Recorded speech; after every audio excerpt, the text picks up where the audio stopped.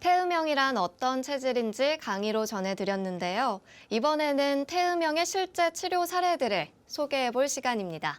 박사님, 어떤 사례들이 있었나요? 네, 58세 여성이 내원하셨는데 아주 여러 가지 불편함을 호소했습니다. 그런데 태음형이라는 특징적인 모습을 보고 그분의 호소하는 증상들을 하나하나 해결해 준 적이 있습니다. 이분이 불편해하는 증상은 첫째, 소화가 너무나 안 되는 것이 오래됐고 또 이명도 심하면서 몸살은 아닌데 몸살 기운 같은 이런 현상들이 자주 있으면서 어지럽고 이러한 여러 가지 증상을 호소했습니다. 물론 이러한 증상들은 대개 58세 여성들이 많이 호소할 수 있는 그러한 증상입니다만 태음형이라는 특징적인 그러한 체질을 보고서 곽향정기산이라는 약을 투여했는데 모두 좋아진 경우가 있어서 소개를 합니다. 네, 태음형의 특징을 지닌 분이라고 말씀해 주셨는데 구체적으로 어떤 특징들이 있었는지 궁금합니다. 네, 태음형이라고 그러면 눈꼬리가 살짝 처지고 코가 길면서 내려먹은 이런 형이라고 말씀드렸는데요. 이런 사람들 중에서도 특히 이 사람은 얼굴이 둥글면서 등치가 크고 살집이 있는 사람이었습니다. 이렇게 생긴 형들은 가장 조심해야 되는 것은 중풍입니다. 예, 중풍이 올 수 있는 그러한 체질적인 특징이 있습니다. 그건 왜 그러냐면 여성이 등치가 크다는 것은 흠인데요. 등치가 크다는 것은 그만큼 기혈 순환이 잘 안 된다. 이런 뜻입니다. 그래서 벼랑간에 기가 막히거나 혈이 막히면 풍이 올 수가 있는데요. 그래서 여성이 만약에 키가 크다 그러면 어떻게든지 살이 찌지 않으려고 노력을 해야 됩니다. 키가 큰데 살까지 찌면은 그만큼 기가 부족되기 쉬운 체질이고 여러 가지 큰 병이 올 수 있기 때문입니다. 네, 환자분이 불편해한 증상들도 궁금합니다, 박사님. 네, 여성이 이제 58세라고 그랬죠. 등치도 크고 코도 내려먹고 눈꼬리도 내려먹고 아주 복스럽게 잘생겼어요. 그런데 자꾸 살이 찌는 게 이분은 흠입니다. 그러면서 맥도 보통 여성들이 72맥 전후로 치는데 이 여성은 56맥, 47맥으로 굉장히 낮으면서 부정맥을 쳤어요. 이것은 일단 심장이 그만큼 부담을 받고 있다는 뜻입니다. 심장이 부담을 받는 것뿐만 아니라 항상 소화가 안 되면서 명치 밑이 더부룩하고 답답하면서 너무 답답할 때는 명치 있는 데를 두드리기까지 한다고 했어요. 그러면서 귀에서 소리가 말할 수 없이 심하게 나면서 심한 경우에는 바람 소리가 세게 들린다고 했습니다. 몸살을 자주 하는데 실제로 몸살은 아닌데 느낌이 항상 몸살 감기가 오는 듯한 이러한 느낌이라고 했고 신경을 조금만 더 많이 쓰면 몸이 더욱 안 좋아진다고 본인이 예민한 거 아닌가 이런 말씀을 하더라고요. 속이 울렁거리고 너무 어지러울 때는 심하면 구토까지 있다고 했습니다. 너무나 어지러울 때는 몸을 지탱하기도 어려울 정도로 심했고요. 치질도 심하면서 좌측 옆구리에 담계라는 이러한 멍울이가 생겼는데 이것이 잘 없어지지가 않는다고 했습니다. 이와 같이 여러 가지 불편함이 있어서 치료를 받아봤는데 또 여기저기 다니면서 한약도 들어봤는데 별로 치료가 되질 않아서 마지막 심정으로 내원하였다고 하였습니다. 소화불량의 어지럼증 그리고 이명까지 굉장히 증상들이 다양한데요. 어디서부터 치료를 해야 될지 감도 안 잡힙니다, 박사님. 그렇습니다. 어떻게 치료를 해주셨나요? 네, 이렇게 다양한 호소를 하는 경우 많은 환자들이 대개 많은 곳이 아프다고 합니다. 그런데 허리가 아프면 어디 가고 소화가 안 되면 어디 가고 귀에서 소리 나면 어디 가고 이렇게 되게 하지 않습니까? 네. 그런데 한의학에서는 그렇게 치료하지 않습니다. 한의학은 첫째로 그 사람의 생긴 모습에 따른 체질이 대단히 중요합니다. 그 다음에는 이분의 나이가 중요합니다. 그래서 그러한 것들을 보면서 또 맥을 봤을 때 맥이 너무나 허한하고 부정맥이 나오면서 또 여성치고는 등치가 큰 여성이라는 거, 또 태음형으로 코가 내려먹고 눈꼬리가 처진 형이라는 것이 굉장히 중요하고 이것이 병의 원인을 찾아내는데 굉장히 중요한 요소가 되겠습니다. 심장도 약하고 그래서 이분은 등치가 크다 그랬잖아요. 등치가 크면은 나이가 들면은 심장에 부담이 옵니다. 그래서 심장이 약하기 때문에 그런 사람들이 특히 중풍을 조심을 해야 되겠고 이분은 콩팥도 약해서 당뇨의 소인도 있었으며 여성 환자들한테 가장 중요한 것은 위장 장애가 있으면 그 소화 장애를 치료해 주는 겁니다.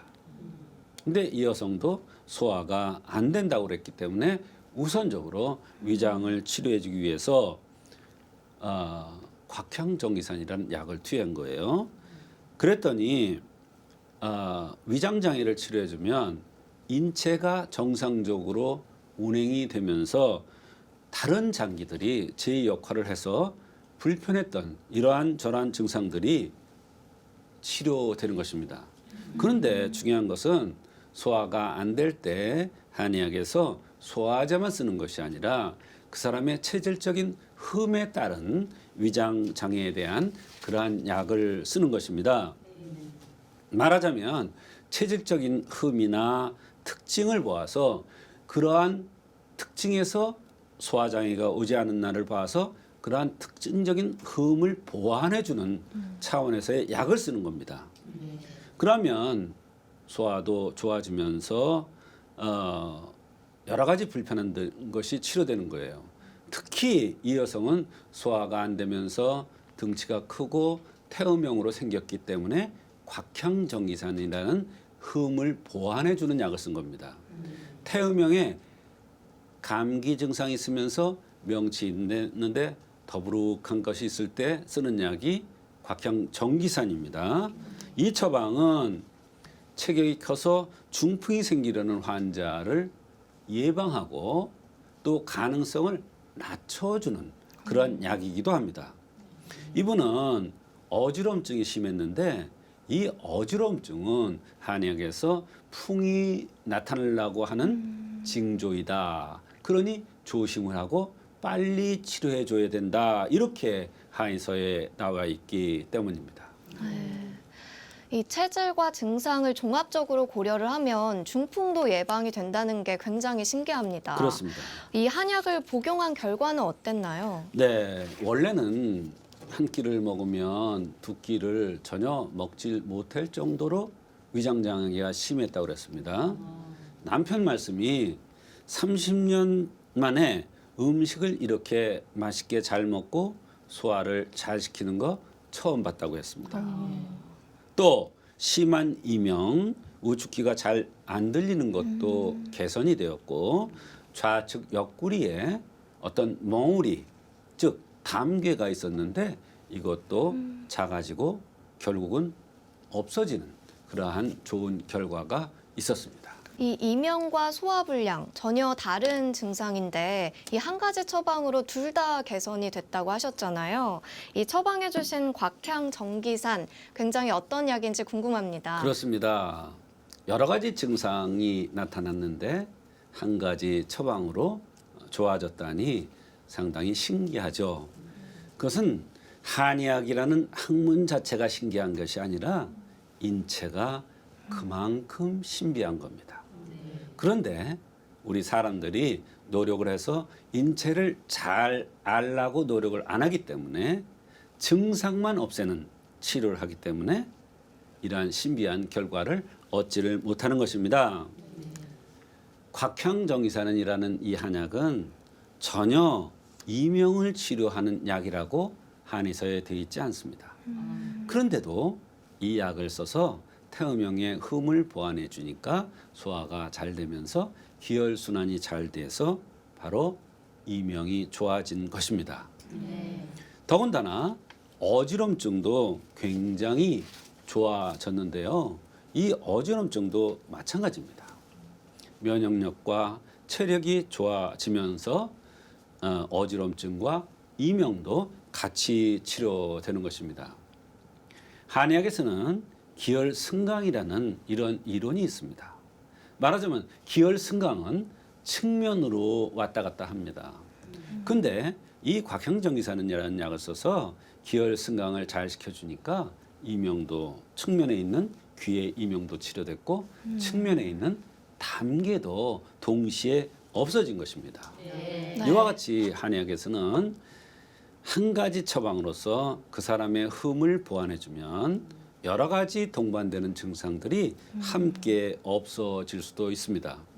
이분이 몸살 같은 이러한 증상들도 있다고 그랬는데 이런 증상들도 같이 연관돼서 나타나는 증상으로 보였고 이러한 증상들도 함께 좋아졌던 것입니다. 이 옆구리에 담괴도 없어졌다고 하셨는데요. 저는 사실 이 담괴라는 말을 처음 들어봐요. 그렇습니다. 네, 어떤 증상인가요? 네, 한의학 용어가 네. 생소한 용어가 많습니다. 담괴라는 것은 뭐냐면 멍울입니다. 멍울인데 담이라는 것은 노폐물입니다. 그러니까 노폐물이 쌓여서 멍울이가 생긴 거죠. 대개 멍울이가 생기면 어떡합니까? 없애버리려고 그러잖아요. 네. 근데 한의학에서는 없애는 게 아니라 왜 생겼는가를 생각합니다. 이 담괴라는 것은 유방에 생길 수도 있죠. 네. 자궁에 생길 수도 있어요. 가슴에 생길 수도 있고 옆구리에 생길 수도 있어요. 몸의 어느 곳이든지 담괴라는 건 생길 수 있습니다. 그것은 뭐냐? 담괴라는 것은 노폐물이 축적돼서 생긴 겁니다. 그런데 그때 노폐물이 쌓이는 것뿐만 아니라 스트레스가 같이 동반되면 옆구리가 담괴가 생깁니다. 또 기혈 승강이 안 되면 옆구리에 담괴가 생길 수가 있습니다.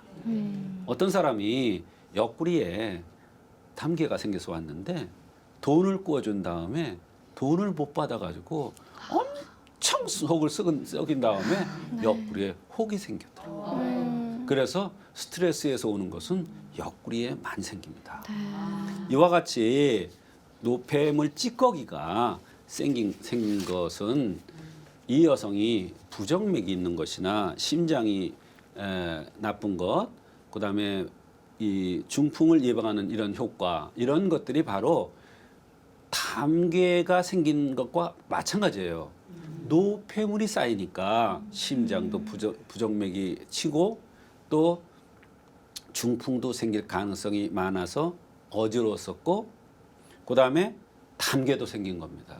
그러니까 노폐물 쌓인 것을 해결해 주니까 동시에 다 치료가 될 수가 있었던 것입니다. 네, 박사님께서 한약 처방을 잘 해주시지만 또 이 병을 예방하기 위해서는 올바른 생활 습관도 굉장히 중요할 것 같아요. 맞습니다.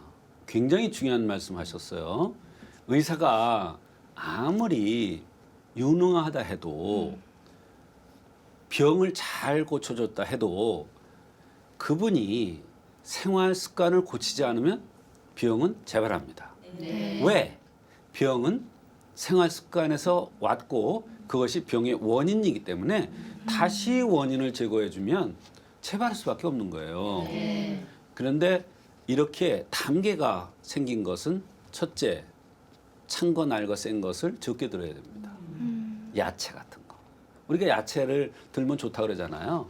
근데 숙성시켜서 드시면 괜찮아요. 알았죠? 숙성시켜서. 그다음에 야채도 조금 드는 건 괜찮아요. 많이 드는 게 문제가 되죠.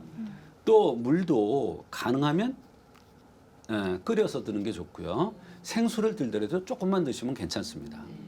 그것을 내가 흡수해서 노폐물로 다 배출될 수 있는 능력에 있는 것만 드시면 되는 거예요. 근데 그 이상을 들면 그게 병이 되는 겁니다. 그다음에 제가 항상 강조하는 저녁 식사 적게 하는 거. 그다음에 식후에 걷는 거. 식후에 걷지 않고 들어놓으면 덩어리가 생긴다고 그랬어요. 맞죠? 제가 덩어리가 생긴다고 그랬어요. 그게 담계예요. 그래서 그러한 것들을 함으로써 기혈순환이 잘 되고 노폐물이 쌓이지 않게 하면 병은 재발하지 않는 것입니다. 그러니까 반드시 의사도 잘 치료해 줘야 되지만 환자 자신도 섭생을 잘 지켜야 하는 것입니다. 네, 의사가 약을 잘 처방하는 것도 중요하겠지만 환자분 스스로 자신의 증상을 잘 알고 또 꾸준히 운동도 하고 생활 습관을 지켜 나가는 게 중요할 것 같습니다. 네, 오늘은 조성태 한의학 박사님과 함께 태음형의 치료 사례들을 만나봤습니다.